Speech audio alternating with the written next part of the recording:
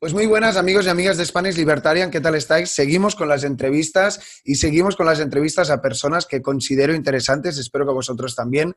Hoy tenemos con nosotros una persona con mucha presencia en las redes, un opinador, comunicador, periodista, no sabría cómo decirlo. Tenemos con nosotros a John P. Aquaviva. ¿Cómo estás, John? Bien, bien, muchas gracias por la invitación. Pues nada, John, es un placer escucharte. Ya me he ido mirando vídeos tuyos. Si algo podemos ver de tu figura es que no te muerdes la lengua nunca, tienes opiniones fuertes y me gustaría profundizar un poco más. En estas entrevistas a veces lo que intentamos hacer es conocer más a la persona, que te puedes expresar con tranquilidad y como siempre, que sea el espectador el que saque las conclusiones. Me estaba mirando, yo sé que tú eres o creador, o corrígeme si me equivoco, del proyecto Noticiero Endógeno, pero también me gustaría saber un poco qué haces profesionalmente, porque tengo curiosidad. Así que si te parece, empecemos por aquí. ¿Qué nos puedes contar de ti, de tu carrera profesional, si quieres? Y luego pues ya hablaremos del impacto en las redes, Venezuela, etcétera. Bueno, fui un atleta profesional unos 6 años de mi vida, 6, 7 años de mi vida. Con esto llegué hasta el punto más alto en el que pude llegar dentro de mi deporte, que era el fútbol estilo libre, o sea, hacer trucos con un balón de fútbol. Uh-huh. Eh, y esto fue una carrera que me dejó viajar por todo el mundo, me dejó hacer unas cosas increíbles que la verdad no hubiera podido hacer particularmente a esa edad de ninguna otra forma. Después de esto, yo empiezo a trabajar en mercadeo. Después de 1 año y medio trabajando para una compañía, aprendo suficiente para poder empezar a hacerlo por mi cuenta. Después de probablemente 1 año de estar trabajando por mi cuenta, abro la empresa que tengo actualmente. Y es una empresa de mercadeo y desarrollo. Hacemos desarrollo web y mercadeo online. Y también, obviamente, en los últimos 2 años he estado metido de lleno en el mundo de las criptomonedas. Después me pasé a la bolsa, empecé a invertir en ciertas acciones, particularmente la de Netflix. Ya no les recomendaría que se metan en eso porque ya tuvo su momento de parecer. Pero básicamente mi intención en el mundo laboral siempre ha sido hacer dinero.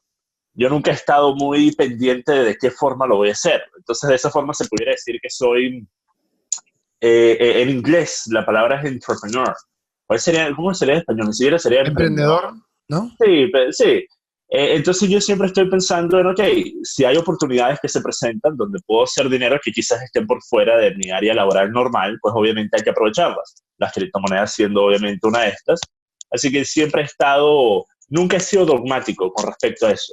Y eso es uno de los grandes problemas que tienen muchos inmigrantes, particularmente de países latinos, que ellos tienen, por ejemplo, sus carreras universitarias y ellos son profesionales, ingenieros, cualquier cosa, un campo profesional.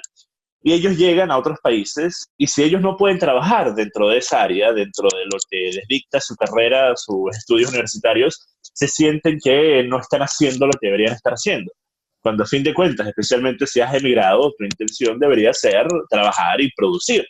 Ya después, cuando hayas podido sentar cabeza y tener una plataforma más estable, te puedes poner más quisquilloso.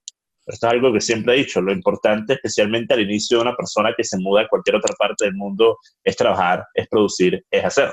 Bueno, pues me gusta mucho este espíritu emprendedor. Te puedo decir que yo también en parte soy así, aunque cada uno a su camino. Pero más allá de eso, que si quieres luego volveremos, veo que también pues tienes esta intención de comunicar y de decir la tuya sobre los temas de actualidad. No sé si exactamente lo haces desde la plataforma de Noticiero Endógeno o también tu canal de YouTube y demás. ¿De dónde te viene eso de ir más allá y de querer influir en la gente? Bueno, mira, siempre he tenido opiniones políticas bastante fuertes, ya que hay ciertas cosas en el pasado de mi familia que influyeron en que yo tuviera una opinión fuerte en la política, particularmente el hecho de que el régimen oficialista, los chavistas, nos quitaron la casa, que fue resultado de los ahorros de la vida de mi papá y mi mamá, y lo Joder. quitaron porque era demasiado terreno, era demasiada propiedad. Ustedes no pueden tener tanta propiedad sin ponerlo a producir para el pueblo. Y ese producir para el pueblo se volvió efectivamente el abandono completo de esa propiedad por años. Y eso fue obviamente lo que inició mi interés en hablar en contra de este modelo socialista, en contra del oficialismo en particular. Y después, a medida que fui creciendo, fui aprendiendo más y más sobre política. Y fue probablemente el tema que mayor apelo me daba para poder comunicarlo en público. Y tuve que esperar unos cuantos años para poder hacerlo debido a que estaba bajo patrocinios con las personas con las que estaba trabajando, compañías deportivas en la época en la que era atleta. Y obviamente ellos siempre te dicen, mira, no te metas en política, no digas nada controversial, que nos vas a dejar mal a nosotros. Entonces fueron varios años mordiéndome la lengua para al final poder decir, ok, este es el camino por el que quiero partir. Y bueno, hoy en día tengo aspiraciones políticas que para cualquier persona que me conozca son claras y si van a ser realistas en el momento en el que se presenten, ya eso será otro tema, pero por lo menos tengo esas aspiraciones presentes. Bueno, pues entonces empecemos por aquí. ¿Cómo podrías definir tu tesis política? No sé si te sientes cómodo en una escuela de pensamiento particular. Si quieres, hablemos de aquí y luego pues también hablemos lógicamente de Venezuela, que sé que tienes tus opiniones al respecto. Sí, bueno, claro, yo siempre he sido de las personas que cree que es importante ajustar tus opiniones y tus ideologías y tus planteamientos en base al país del que estés hablando, en base a las circunstancias específicas. Y la razón por la que esto es importante es porque quizás medidas que en Inglaterra serían muy radicales, en Venezuela resultan justas y necesarias. Y eso es obviamente debido a que las situaciones políticas, las situaciones culturales son totalmente distintas. Así que acá en Inglaterra se pudiera decir que soy un conservador clásico, mientras que en Venezuela, si tú le preguntas a la persona promedio al respecto de mis opiniones, que me conozca, va a decir, bueno, es una extrema derecha, es una extrema derecha loca. Pero yo creo que tengo posturas que en ciertas instancias inclusive están en lo que se pudiera considerar un centro derecha. El problema es que también tengo posturas un poco radicales. Entonces es un poquito difícil para personas que me escuchan poder catalogarme como una cosa u otra, pero creo que países como Venezuela no se prestan, a mi parecer, para que tú seas totalmente conservador o totalmente liberal. Y eso es algo que yo obviamente he tenido muchos debates al respecto, porque efectivamente hay personas dogmáticas en Venezuela, por no decir que la mayoría de los activistas políticos y opinadores políticos son puramente dogmáticos en sus ideologías. Yo siempre he sido un poquito más pragmático en ciertos puntos, pero obviamente tengo mis puntos específicos que son rayas en la arena que no cambio por ninguna razón.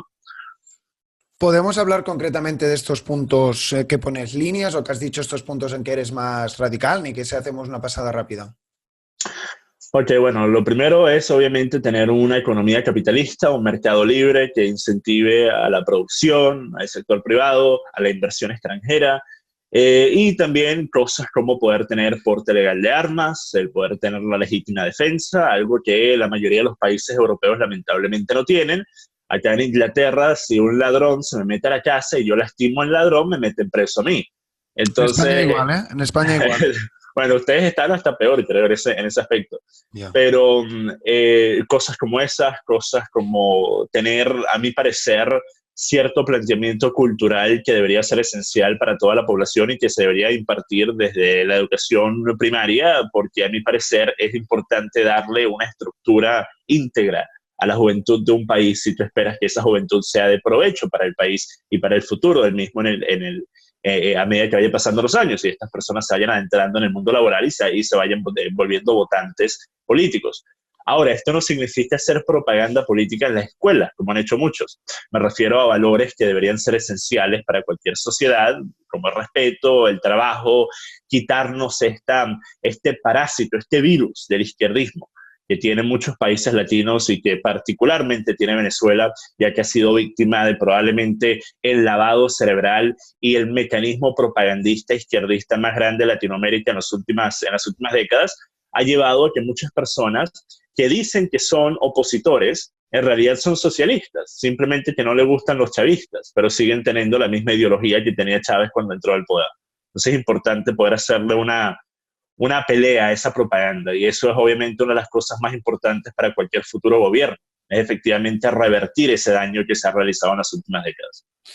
Bueno, John, yo te estaba escuchando y a mí me parece que lo que opinas es como un libertario, como mínimo los que yo escucho, pero yo sé que tú también tienes tus opiniones, digamos, que no estás tan a favor. A ver si podemos ni que sea discutir un rato sobre eso, porque te estaba escuchando y quizás me pareces más como un paleolibertario. No sé si conoces esta escuela de pensamiento. El problema con los libertarios que yo tengo es, tenemos muchas posturas en común, obviamente, Ujú. El problema está cuando tú defines libertario por un término como anarcocapitalista, que es probablemente en Venezuela lo más popular que cae dentro de la mentalidad libertaria. Entonces son personas que no creen en el Estado, que no creen en políticos, que creen que debería ser un modelo en donde todo está privatizado. A mi parecer eso es igual de utópico que un modelo comunista. Por eso es que siempre he dicho que tener debates con anarcocapitalistas es básicamente lo mismo que tener un debate con un comunista. Estás teniendo debates en base a cosas que nunca han pasado, que no hay ninguna prueba de que pudieran funcionar, pero que suenan bonitas decirlas. Ay, que todos vamos a tener nuestra propiedad privada y todos vamos a agarrarnos de la mano y todos vamos a estar felices y nadie va a meter, nadie va a venir a tratar de quitarnos las cosas. Vamos a estar todos felices y lindos y bellos. Okay. Pero más allá de eso, si tú no eres un anarcocapitalista y sigues creyendo que el Estado tiene un rol, si bien ese rol debería ser bastante reducido comparado a lo que es actualmente el rol del Estado en muchos países, entonces sí, se pudiera decir que estoy del lado libertario. El problema es una vez más esa partecita importante de si estás hablando de un sistema que no tenga gobierno, que no tenga estructura centralizada, o si estás hablando de un modelo con gobierno limitado. La última pregunta de este bloque es que es un tema que personalmente me interesa bastante. Entonces, entiendo que el gobierno limitado quizás podría ser lo que comparten libertarios y conservadores, pero la pregunta en este caso, ¿por qué crees que los valores conservadores, y hemos tenido muchos conservadores aquí en este canal, son los correctos para que en una sociedad haya libertad? No sé si estás de acuerdo con esta reflexión. Mira, la verdad es que depende, porque desde el punto de vista de si acaso el conservadurismo es la ideología más acertada, es discutible. El problema es que a mi parecer es la ideología que está más acertada dentro de las que se pueden vender a un público masivo, porque ese es el problema. Muchas personas con las que yo he hablado, que son liberales, que son, y obviamente el término liberal se ha prostituido por la izquierda americana, pero liberal clásico, y que son libertarios y narcocapitalistas, ellos tienen unos modelos que, a mi parecer, particularmente en países como Venezuela, que es obviamente donde yo quiero hacer futuro político, no se pueden vender, son inviables, por lo menos en esta generación y probablemente en las próximas 2, 3, 4. Son modelos que están totalmente opuestos a lo que ha sido la estructura y las normas societales y el conocimiento político y la forma de vida que han tenido las personas en países como Venezuela. Así que tú tratas de vender una idea tan radical y termina siendo, a mi parecer, un trabajo en futilidad. Termina siendo básicamente una práctica de promover tu ideología a un grupo nicho de personas, pero eso no es lo que yo quiero. Yo quiero que el cambio sea suficientemente grande como para de verdad impartir una diferencia en el futuro del país. Así que desde ese punto de vista yo me iría por un modelo político que sea más fácil de vender y que siga teniendo en su base todos los puntos importantes. Entonces, ¿estás hablando de una batalla cultural? ¿Es eso lo que hace referencia? Claro, obviamente el problema principal en Venezuela es justamente eso, porque mira, ¿cómo tú le dices a una población que no entiende de política, no sabe cuál es la diferencia entre la izquierda y la derecha, que no sabe distinguir entre un socialista y alguien que no es socialista, que cree que los pseudo-opositores, representantes de partidos como Voluntad Popular, Primera Justicia, Un Nuevo Tiempo, que estas personas que han estado en la política pseudo-opositora venezolana por años, creer que ellos son distintos ideológicamente al régimen oficialista? Lo único que denota es una profunda falta de conocimiento sobre justamente eso. Por eso es que yo siempre he puesto este desafío a las personas que van a dar elogios a políticos venezolanos. Pregúntenle a cualquier seguidor de ese político, de 10 personas, pregúntenle si ellos saben el planteamiento, el plan de gobierno que tiene ese político, si ellos saben qué tipo de ideas quiere implementar ese político. 9 de 10 te va a decir, no sé, pero yo sé que él está en contra del chavismo y él se ve como buena gente, él se ve como un muchacho serio y honesto. Ya. Tiene una sonrisa bastante bonita y él habla bonito, él me hace sentir bien. Y eso ha sido la política venezolana por años, ha sido un concurso de popularidad del más chabacano posible. Bueno, te recomiendo un libro que se llama El mito del votante racional de Bryan Caplan, no sé si conoces, que se habla mucho de eso. Bueno, me está gustando mucho la entrevista porque es de los temas que más me apasionan. Entonces, la pregunta un poco para ir a las propuestas, si quieres ya luego desgranaremos qué está pasando en Venezuela, es ¿qué se necesita para que haya un cambio institucional? Es decir, si las mentes de las cabezas ahora mismo pues están, no sé, bajo tantos años de propaganda y tal, que esto es un problema, ¿cómo puede haber un cambio institucional? Porque, en fin y al cabo, es lo que es más urgente, ¿no? Bueno, el cambio institucional se pudiera haber presentado desde hace 2 meses, debido a que actualmente Guaidó, o como me gusta decirle a Guaidó, porque es un aguado, es una persona que no ha estado a la altura de las condiciones hasta ahora. Ya. Y yo siempre he dicho, miren, yo no conozco a este sujeto personalmente. Quizás él es tremenda persona, quizás él es una persona bien intencionada. El problema no es él. El problema es que él es simplemente, miren, si ustedes ven una valla publicitaria y hay una modelo sosteniendo un vaso de Coca-Cola y a ustedes no les gusta Coca-Cola porque creen que da cáncer, ¿acaso van a ir a criticar a la modelo o van a criticar a la compañía? Claro. Y eso es exactamente lo que es el rol de Guaidó. Él no tiene poder real, él tiene que pedir permiso para hablar, él tiene que pedir permiso para hacer todo, y ese permiso se lo otorgan o no se lo otorgan los mismos nudistas. Las personas que durante años han manipulado a la población venezolana, han jugado con sus sentimientos, los han sacado a marchas interminables solo para después traerlos a casa una vez más y enfriar las calles. Y estas son las mismas personas que actualmente se han podido ocultar por el velo del anonimato que tenía Guaidó, de ser una figura totalmente desconocida antes de volverse presidente. De decirlo suena tan loco, pero bueno, eso es Venezuela. Nadie lo conocía en Venezuela y después, el día después, es presidente y la persona más importante de Latinoamérica. Pero estas son las mismas personas que se han escudado con este velo de Guaidó. Y el problema es que ha funcionado. Si tú escuchas la opinión de muchas personas actualmente en Venezuela, ellos te van a decir, no, mira, Guaidó no tiene nada que ver con la MUD. Él es una figura independiente. Él solo tiene 3 meses en esto. La realidad es que él lleva más de una década haciendo vida política en Venezuela. Uno de los fundadores de Voluntad Popular, miembro de la MUD. Él ha estado codo a codo con las figuras más grandes de la MUD durante los últimos años, pero resulta que ahora Guaidó solamente existe desde hace 3 meses. Guaidó hace 3 meses apareció como Arnold Schwarzenegger en Terminator. Apareció desnudo en medio de un campo y listo. Ese fue el inicio de Guaidó. Para responder a la pregunta, me fui por una tangente tremenda. ¿Qué haría falta? Efectivamente, las herramientas están allí, hace falta la intención. Hace falta la intención. Y a mi parecer, lo que evita en gran parte que esa intención se dé a cabo, se pudiera decir que es obviamente complicidad con el régimen oficialista, pero más que eso, yo creo, es el hecho de que esta gente, los pseudo opositores, quieren venderse de demócratas, de diplómatas, de pacifistas. Así que cualquier medida que pudiera estar por fuera de una medida diplomática, pacifista, democrática, es algo que ni siquiera van a pensar en hacer. Y eso es justamente lo que ha evitado que desde el 2014 se haya podido llegar a donde se habría tenido que llegar. Es porque siempre han dicho, no, los que van a salir con agresión y violencia son unos fascistas infiltrados y no son parte de la oposición. Ah, bueno, si tú tienes a una población que tiene hambre, que está a oscuras, que no tiene agua, que está pasando todo tipo de penurias que únicamente esperarías pasar en el infierno de Dante, y después les dices, bueno, miren, esperen, sean pacientes, porque nosotros tenemos el camino y tenemos la estrategia perfecta. No se las vamos a contar y los vamos a seguir sacando a la calle por ninguna razón. Pero tengan confianza, que nosotros sabemos lo que hacemos. Entonces ese es el problema, que hasta ahora no han estado dispuestos a tomar el último paso necesario.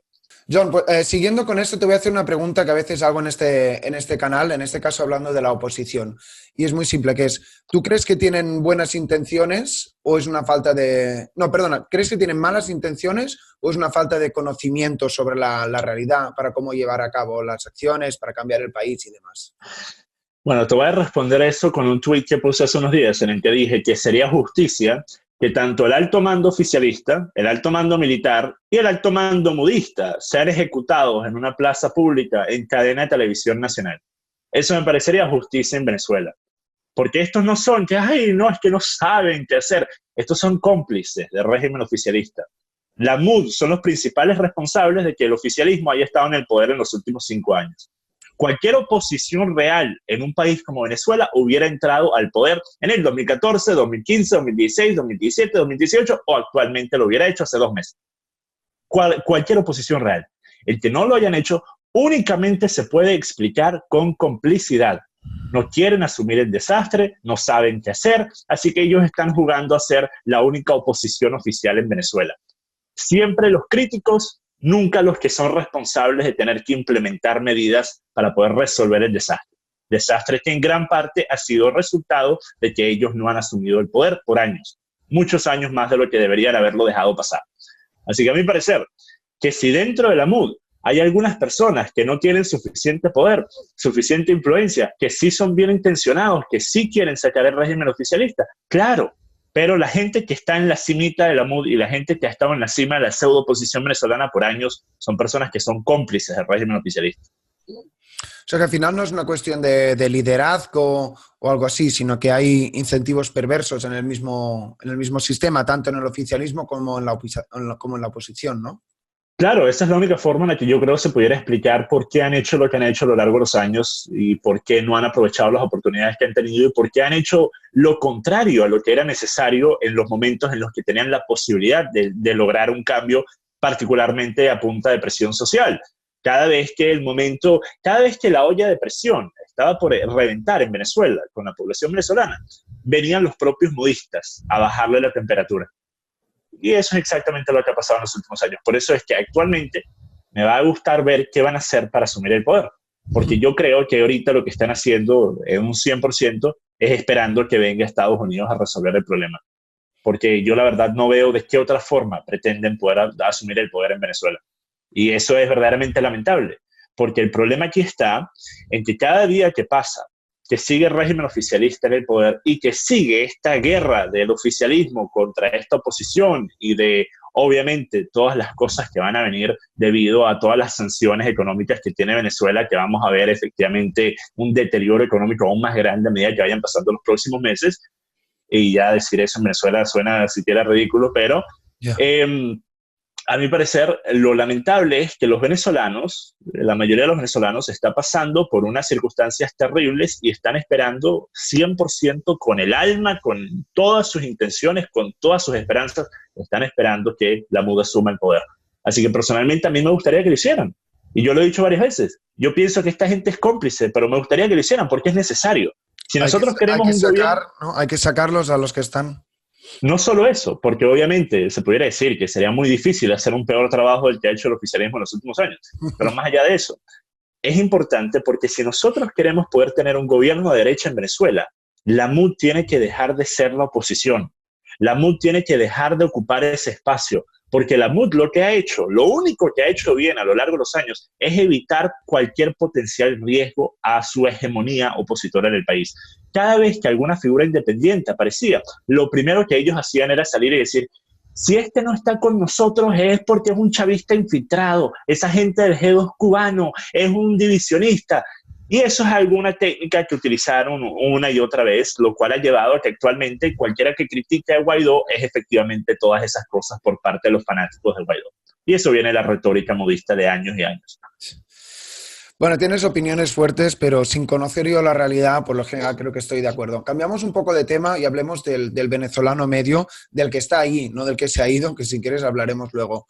La pregunta en este caso es, ¿hasta qué punto el venezolano medio ha sido culpable o connivente con lo que ha pasado con el país? Y hasta qué punto pues también ha sido rehén de una situación de que podemos ver que las instituciones han perdido legitimidad y demás.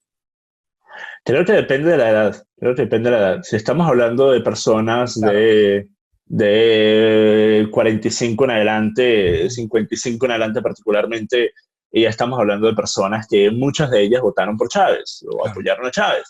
Y lo hicieron porque en su momento el problema con el socialismo es el canto de sirena inicial. Ese es el problema con el socialismo. El problema con el socialismo es, y por esto es que me parece algo tan peligroso, y por eso es que mi propuesta desde hace varios años ha sido que los modelos, los partidos políticos socialistas y comunistas deberían ser prohibidos de poder competir en elecciones políticas en Venezuela después de un cambio de gobierno. Y la razón por la cual me parece importante es porque si tú tienes un modelo en el que durante décadas la población ha sido víctima de una propaganda izquierdista, del capitalismo es malo, tener dinero es malo, los ricos son malos, todo es culpa del imperialismo pitiyanqui, todo es culpa de los ricos. Y tú tienes a esta gente que en gran parte es pobre, particularmente hoy en día, pero que inclusive antes de que entrara Chávez había una enorme cantidad de personas pobres en Venezuela. Ese es el nido perfecto de votantes para un modelo socialista, porque llega esta persona, una persona como en el caso de Chávez, sumamente carismática, que dice, miren, no se preocupen, nosotros vamos a arreglar sus problemas, nosotros los vamos a cuidar, vamos a ser su papá y su mamá. para muchas personas, lamentablemente, eso termina siendo bastante atractivo, porque el problema es cuando tú desconoces de dónde viene el dinero que se utiliza para implementar estas medidas socialistas, sin importar en qué país estemos hablando, cuando tú desconoces el daño que hace esa clase de mentalidad, de que yo no tengo que trabajar, simplemente puedo vivir a expensas del gobierno, como hacen muchas personas acá en Inglaterra, personas que llevan generaciones sin trabajar, personas que actualmente están viviendo de beneficios del Estado y sus padres vivían de beneficios del Estado y lo único que saben es eso.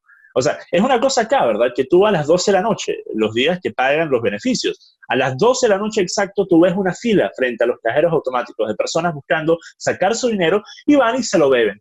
Van y se van al pub, se beben una cerveza, relajados de la vida, con sus pantallas planas 60 pulgadas, sus Xbox One, zapatos de 100 libras, al mismo tiempo que no están trabajando y están viviendo el beneficio del Estado. Entonces, esa es la mentalidad que tú empiezas a promover por medio de este tipo de estructuras de beneficios sociales.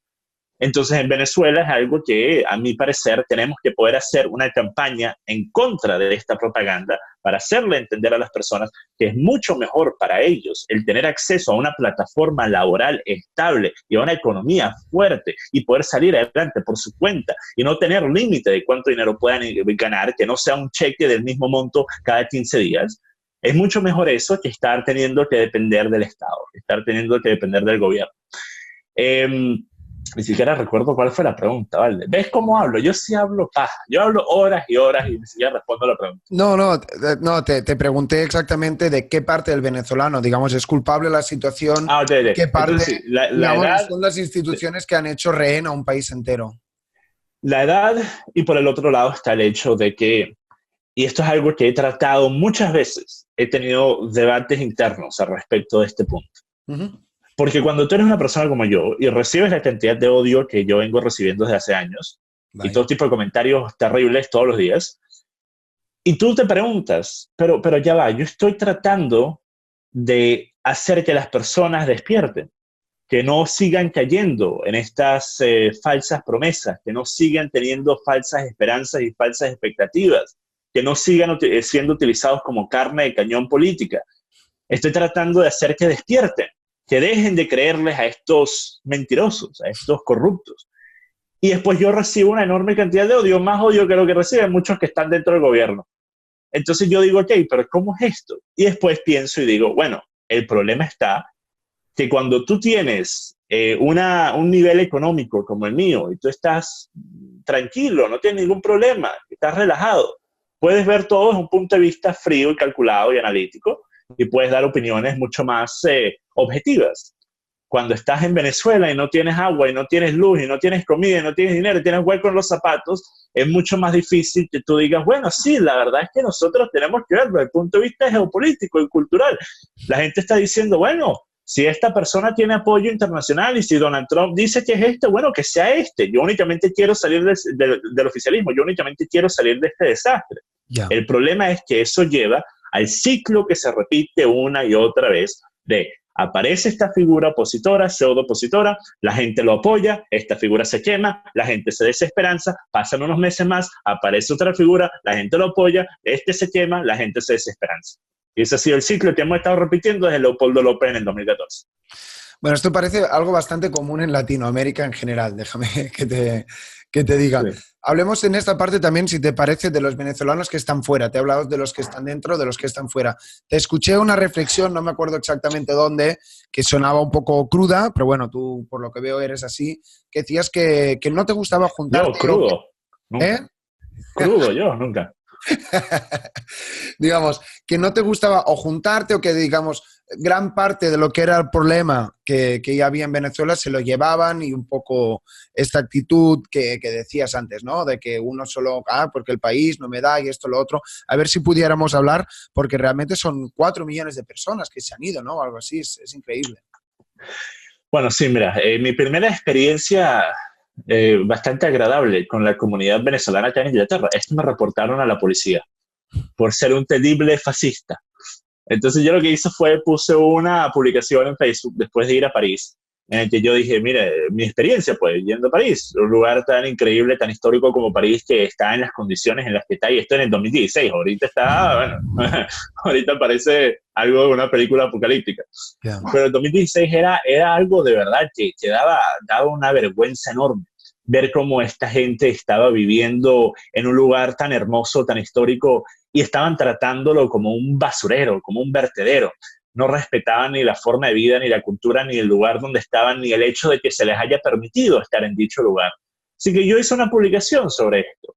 Y obviamente la comunidad de venezolanos en Londres le toma captura a la publicación y lo comparten en su grupo de Facebook. Y empieza a decir, miren, este tipo racista. Y tiene, ay, yo tenía una camiseta de Donald Trump. En aquellos tiempos estábamos todavía en la época de la campaña. Así que yo, por joder, yo me metí al lugar donde está la mayor cantidad de musulmanes en París, que es Wow. como un mini gueto.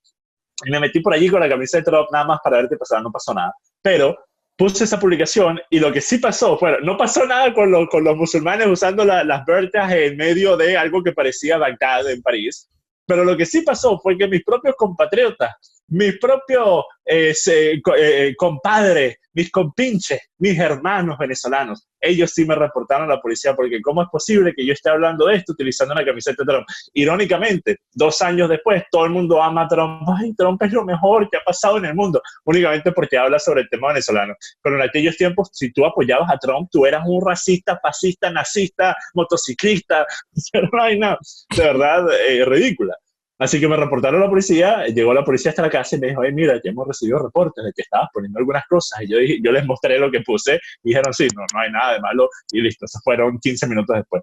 Pero esa fue mi experiencia. Después lo que pasó, y no me refiero a que esto era un grupito de 5 o 6 personas, esto era un grupo de unas 300, 400 personas del grupo, entonces una cantidad bastante significativa de ese grupo. Y es una imagen que yo he sacado muchas veces de comunidades venezolanas en países europeos que tienen la misma mentalidad que ellos buscaron dejar atrás en Venezuela, pero la traen y la quieren implementar en Inglaterra. Empiezan a decir, ¿cómo es posible que el sueldo mínimo sea esto? O que no exista tal cosa, o que los servicios cuesten tanto. Bueno, múdate, vete a otro país. ¿Por qué estás viviendo en un país que no te gusta? Personas que pueden vivir en Europa pueden escoger vivir en otros países europeos que tienen economías más pobres, pero que al mismo tiempo tienen precios de vida más baratos. El problema está en que estas personas quieren vivir en Londres, porque muchos de ellos viven en Londres, quieren ser mensajeros que venden tortas a domicilio en bicicleta y quieren con eso poder vivir cómodamente. Ah, bueno, o sea, dime tú, ¿eso es realista acaso? Bueno, a ver, yo como mínimo lo que te puedo decir desde los venezolanos que he conocido aquí en España, pues como mínimo yo creo que hay tanta gente que se ha desengañado del chavismo realmente que sí que tienen este espíritu trabajador. No sé si igual es algo, no sé, de mala suerte que cada uno ha conocido un grupúsculo diferente o no sabría qué decirte, la verdad. No, claro, es que representantes de la derecha venezolana que viven en el extranjero y que son emprendedores y que les va bien, sí hay. El problema es que muchas veces los venezolanos, particularmente los que siguen en el país, ven a los que se fueron y los que viven en Europa como el grupito especial, como la élite venezolana. La realidad es que muchos de ellos se fueron porque eran nietos de mami y papi y le pagaron sus boletos y porque tenían la posibilidad de hacerlo por tener los papeles españoles o por tener papeles de cualquier otro país. Esa es la realidad. Más allá de eso, no son más intelectuales, no son más inteligentes, no son más emprendedores. Entonces muchos de ellos terminan haciendo escándalos en países a los que llegan porque empiezan a exportar todo lo malo de Venezuela. Y el Pero problema muchos, es que muchos se han ido arriesgándolo todo, ¿eh? Perdona que te corte. claro, claro, claro. Es que obviamente en una situación como la venezolana, muchísimas personas se han ido literalmente con una mano adelante y otra atrás. No tanto es el caso de personas que se fueron a Europa, porque la mayoría de los que llegaron a Europa se fueron hace ya unos cuantos años y lo hicieron por lo menos con los mínimos requisitos, Ya. porque obviamente para entrar a Europa ya es una cosa mucho más estricta. Pero particularmente personas que han emigrado a países latinos, lo han hecho literalmente con una bolsa en la mano, sin dinero, y han llegado a dormir en un banquillo en la plaza. Fuerte. Así que historias de ese tipo hay una enorme cantidad. Con esto no quiero decir que todos los venezolanos que viven al extranjero son X, Y o Z, pero es nada más para dar a entender que el problema de Venezuela no es el gobierno. El problema de Venezuela es lo que la política venezolana partidista ha hecho durante décadas, que es implantarle un chip en la cabeza a los venezolanos de izquierdismo puro y duro. Bueno, John, para ir terminando ya en general y para terminar este bloque, he visto antes un meme tú que salías como Neo así con las dos pastillas, una roja y una azul. A ver si pudiéramos terminar, ni que sea este bloque, con un poco de luz. ¿Qué es lo que necesita tu país o qué es lo que te gustaría ver? Y, no sé, algunas palabras inspiradoras que puedan, no sé, propiciar este cambio que todos deseáis y hacer que Venezuela pues sea la nación que en su momento fue. Mira, la verdad es que yo me cansé de hacer discursos motivacionales hace ya unos cuantos años. Y la razón es porque la gente no escucha. El problema con esa clase de videos, ¿verdad? Tú haces un video motivacional y le pones musiquita de fondo, ta, na, na, pa, na, na, y tú estás hablando y dices, venezolanos, la hora ha llegado, ustedes tienen el poder. Y todo el mundo lo comparte y se vuelve viral, pero una semana después nada ha cambiado y la gente sigue siendo exactamente lo mismo. Así que, a mi parecer, lo que necesita el venezolano promedio es un deseo de ser más. Es un deseo de ser más, es un deseo de llegar a su máximo potencial, porque eso es lo que necesita Venezuela. Venezuela es un diamante en bruto. Venezuela es un país que tiene absolutamente todo para ser una joya a nivel mundial, para ser una potencia económica. Y de la misma forma, hay muchos venezolanos que tienen capacidades, tienen intelecto, tienen talento para poder hacer más con sus vidas de lo que están haciendo, pero siguen creyendo que sin un cambio de gobierno, que sin el oficialismo encarcelado y la muda en el poder, no pueden hacer nada con sus vidas. Entonces ellos ponen sus vidas en pausa, ellos se mantienen en limbo esperando que las promesas sean cumplidas por parte de los modistas. Lo que yo digo es, empiecen a hacerlo ya, empiecen a hacerlo desde ya. Empiecen a ver de qué forma pueden generar ingresos. Por eso es que una de las partes más grandes de mi contenido en los últimos meses, en el último año y pico, ha sido efectivamente dar oportunidades a personas que se presentan online para poder hacer dinero. Porque si tú estás en un país como Venezuela, el poder generar el equivalente a lo que para tú y yo no valdría la pena la inversión de tiempo, para ellos es una cantidad de dinero enorme que no pudieran obtener haciendo un trabajo normal, y ese clase de dinero lo pueden hacer online. Más allá de eso, si tienes la posibilidad de irte, así sea que te vayas a ir a duras penas, yo sigo diciendo, la mejor cosa que puede hacer actualmente un venezolano, particularmente uno joven, es emigrar. Porque así sea que vaya a pasar ronchas y que vaya a ser terrible por los primeros meses en el país al que llega, por lo menos en otros países tiene la posibilidad de surgir, tiene la posibilidad de por medio de su propio trabajo salir adelante. Mientras que en Venezuela, a menos de que tú tengas esta clase de conocimientos que más que nada aplican para cosas que tengan que ver con internet, páginas web, ese tipo de trabajo, más allá de eso, si tú eres una persona que únicamente tiene capacidades para tener un trabajo físico, un trabajo manual, por ejemplo, en Venezuela, ¿qué vas a hacer con eso?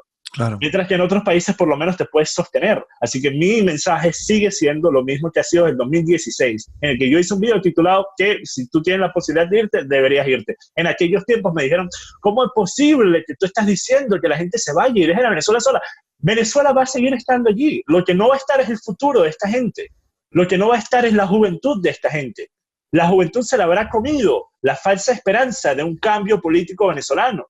Por eso es que yo tengo que velar por los intereses de los venezolanos que son de verdad personas decentes, honestas, trabajadoras. Esas son las personas que yo tengo un interés sumido en que ellos tengan una mejor calidad de vida. Y si en el futuro la condición venezolana cambia, porque la política cambia, porque se presenta una nueva alternativa, entonces pudieran por lo menos pensar, ok, yo veo ahora que hay un rayo de esperanza en Venezuela, vamos a volver para apoyarlo. Algo que yo personalmente haría. Si alguien en Venezuela actualmente me diera confianza política de que yo pudiera ir y votar por esta persona y esta persona fuera a implementar los cambios necesarios, yo estaría en Venezuela haciendo la campaña, estaría en Venezuela buscando cómo ayudar. El problema es que no lo hay. Entonces, ¿qué quieren que hagan? Que vaya a Venezuela. Vi comentarios cuando pusiste que querían que preguntar en Twitter. Y algunos decían, ¿por qué no vas a Venezuela a hacerlo? ¿Por qué voy a ir a Venezuela a hacer qué? ¿A apoyar a El típico resentido siempre tiene que salir. Exacto, voy a ir a apoyar a unos corruptos, a unos cómplices, a unos socialistas para ayudarlos a ellos a meterse al poder. Entonces, el problema es ese principalmente. Y por otro lado está el hecho de que si yo estoy en Inglaterra, y esto es algo que de verdad no entiendo, muchas personas venezolanas que viven en la Florida, en Miami viven y están sumamente cómodos en Miami, con guisos que hicieron particularmente de cosas que tenían que ver con trabajos ilícitos, ciertas cosas ilícitas venezolanas. Bueno, sacamos muchísimo dinero, pero qué terrible el chavismo, sacamos muchísimo dinero, estamos viviendo cómodamente en Florida, con una casa que pagamos, con dinero que sacamos de esos trabajos ilícitos, pero esta gente va y dice, quédense en Venezuela, es importante que salgan. Pero ¿qué coño la madre estás pidiendo que salgan a la calle cuando tú estás empantuflado en tu oficina en Florida? O sea, ¿qué clase de mentalidad es esa? ¿Qué clase de basura es esa? Yo no puedo decir salgan y mátense con la GNB, con los oficialistas, salgan y háganle la guerra a los oficialistas. ¿Cómo pudiera yo decir eso estando en Inglaterra? Así que lo único que yo puedo decir, sin ser un tremendo hipócrita, es si tienen la oportunidad de hacer lo que yo hice, esa fue la mejor decisión que yo he hecho en mi vida, emigrar de Venezuela. Se me abrió un nuevo mundo de posibilidades, de oportunidades que nunca hubiera tenido en Venezuela. Entonces, ¿cómo puedo decir algo que no sea eso? Bueno, al final te ha quedado motivacional, ¿eh? Decías que no, pero... Ponle una musiquita de fondo. Así me resulta interesante, sé que te he dicho que era la última, pero ahora sí, la última de este bloque, ya iremos terminando. Hemos hablado antes de capitalismo, mercado abierto, mercado libre, estado limitado, también has hablado de responsabilidad individual. Un poco la pregunta que a veces me viene, sobre todo hablando con gente de Latinoamérica, no digo que aquí en Europa seamos diferentes, ¿por qué crees que en Latinoamérica en general no terminan de calar estas ideas? Es decir, la gente no tiene trabajo y cree que un plan social le va a dar mejor cuando, ya lo decía Ronald Reagan, ¿no? O sea, o sea, no hay mejor plan social que tener un trabajo. ¿Por qué no ese virus que hablabas de instaurado en el cerebro? ¿Por qué no sé, qué es lo que pasa en torno a estos temas? Bueno, creo que obviamente se debe al hecho de que la gran mayoría de los países latinos tienen economías sumamente pobres. O sea, si bien hay países que tienen lugares dentro del país que están bien y que sí hay trabajo y sí hay oportunidades, hay enormes espacios dentro del país que representan a millones de personas viviendo en dichos espacios que son pobres, que no hay suficientes trabajos, que los trabajos no pagan suficiente y que muchas personas sienten que no tienen oportunidades de crecer. Entonces, si tú te sientes que no tienes oportunidad de crecer, y muchas veces las personas, lamentablemente, la cultura latina es una que no es particularmente emprendedora. O sea, si nosotros vemos lo que es, por ejemplo, la forma de vida de la cultura de los americanos en Estados Unidos, es algo mucho más levántate y hazlo. Sal y hazlo, porque las oportunidades están. Mientras que en Venezuela y en países latinos la mentalidad ha sido una más de la vieja escuela de estudia, obtener un título y busca un trabajo estable. Entonces lo que pasa es que muchas personas van por ese rumbo, terminan haciendo cursos universitarios que en muchos países latinos el tener un título de algo no significa absolutamente nada, como es el caso de Venezuela. En Venezuela el que te vende café en la plaza tiene un máster, un PhD. Entonces en países como esos resulta ser una pérdida de tiempo. Pero después ellos esperan tener un trabajo estable en un sector. Y si no encuentran un trabajo estable en ese sector, no van a decir, ok, y no me refiero a todos, me refiero a generalmente hablando, no van a decir, ok, ¿qué más puedo hacer? ¿Qué otras cosas puedo aprender? ¿Qué nuevos talentos puedo aprender para agregar a mi portafolio laboral, a mi portafolio de oportunidades laborales? No lo van a hacer, van a esperar a que les llegue una oportunidad dentro del campo que ya estudiaron. Y eso es lo que yo creo que evita que muchas personas puedan salir adelante. Y justamente lo que estaba mencionando cuando dije que muchos venezolanos están en estado de limbo. Bueno, Joan, esperemos que con este tipo de entrevistas pues, podamos inspirar a gente, porque yo sí que veo que en Internet hay una nueva generación de personas que ven otra realidad y que consumen contenido como este. La última pregunta, siempre terminamos igual las entrevistas, es que nos des algún consejo. Aparte, no hemos ni hablado de tu canal de YouTube, que también veo que hablas de temas de relaciones personales y demás. ¿Qué consejo nos podrías dar a personas que tengan un perfil similar al tuyo? Emprendedores que se han metido en criptomonedas, que se han ido de su país, que han sido atletas, que saben idiomas y demás. No sé, seguro que has tenido muchos problemas en el camino que has tenido que superar. No sé, bríndanos un poco de conocimiento. Bueno, mira, una de las cosas más importantes para mí siempre ha sido el que yo no me canso de tratar. Y esto es algo que creo que muchas personas hacen. Ellos tratan de hacer algo y quizás lo traten de hacer 2 o 3 o 4 veces. Y después de haberlo hecho 4 o 5 veces, la mentalidad de estas personas es, bueno, si ya 5 veces ha fallado y ha fracasado, la sexta, la séptima o la octava van a ser iguales, así que ni siquiera me va a molestar. La forma en la que yo siempre he visto estos desafíos y estos fallos que efectivamente siempre van a estar presentes sin importar qué busques hacer, es que si yo he intentado algo 100 veces, yo estoy 100 veces más cerca de lograrlo de lo que estaba antes de empezar. Así es como deberías verlo. Y una de las formas que me llevó a tener este pensamiento más allá de la carrera deportiva es que cuando yo dejé de trabajar para esta compañía de mercadeo, para la que yo trabajé por 1 año y medio, que me estaba pagando menos el sueldo mínimo, pero como me daban dinero en efectivo y era al final de cada semana y yo tenía dinero por lo menos al final de cada semana, no tenía que estar esperando la quincena o el fin de mes, dije, ok, vamos a hacerlo. Era mi primer trabajo así normal de oficina, así que ¿por qué no? Pero cuando yo dije, ok, yo puedo seguir trabajando en esto y puedo ser un asalariado, básicamente, y puedo ir escalando y tener quizás unos mejores ingresos en unos años, pero voy a ser un asalariado, me voy a tener que despertar a la misma hora todos los días y llegar a la casa a la misma hora. ¿Acaso eso es lo que quiero? Así que yo dejé ese trabajo y lo dejé sin ahorro alguno y lo dejé teniendo que pagar las cuentas dentro de 5 días. Yo tenía que pagar las cuentas de la renta y la electricidad, que acá es bastante costosa, dentro de 5 días después de que yo dejé el trabajo y no tenía plata. ¿Qué hice? Me fui a internet ese mismo día, envié correo, correo, buscando clientes de mercadeo. Y en esa primera semana obtuve mis primeros 2 clientes, que con eso fue lo que inicié la empresa, porque me dio un ingreso estable para poderme sostener por esos primeros meses que son tan difíciles. Entonces yo siempre lo vi de esa forma. El dinero está allí, las oportunidades están allí. Lo único que hace falta es que tú salgas y las busques, las encuentres, porque están allí. La gente se hace esta mentalidad de que hacer dinero es algo tan difícil. Y lo hacen porque quizás en su vida no han tenido la posibilidad de hacer más que un sueldo mínimo o un sueldo mediano, pero nunca han podido tener la posibilidad de escalar más allá y generar ingresos en base a la proporción de la que trabajen. Mientras que yo siempre lo he visto desde este punto de vista. El dinero no es algo que esté en escasez. Tenemos actualmente conexión Wi-Fi y podemos estar comunicados con personas en la China, en Alaska, en Canadá, todo al mismo tiempo, sin tener que dejar la oficina. Así que, ¿qué excusa tenemos particularmente personas jóvenes que sabemos de este mundo? ¿Qué excusas tenemos para no estar aprovechando esto y estar haciendo la mayor cantidad de plata que podamos para comprar la mayor cantidad de relojes posible? Bueno, pues ahí ha quedado claro tu mensaje y esa idea de aprovechar las oportunidades y seguir con tesón. Pues oye, llevamos como siempre 50 minutos, nos enrollamos muchísimo, me lo he pasado muy bien. No sé, antes de que cierre, no sé si quieres añadir algo, John.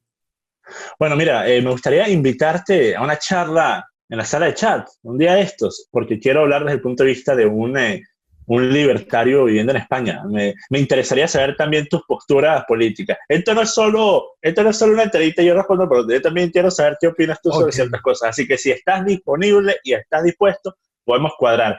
Y en base a la cantidad de tiempo que nos tomó poder tener esta conversación, probablemente vamos a estar teniendo esa charla para el 2023. Pero bueno, ahí estará. No, ahora ya que hemos empezado la cosa irá más rápida. Oye, Claro, John, pues claro. muchas gracias por la invitación y te digo ya aquí en abierto de que sí, estoy encantado de colaborar y conversar con personas interesantes. Y nada, pues dejaremos tus links en la descripción para que la gente pueda ver pues más de tu contenido.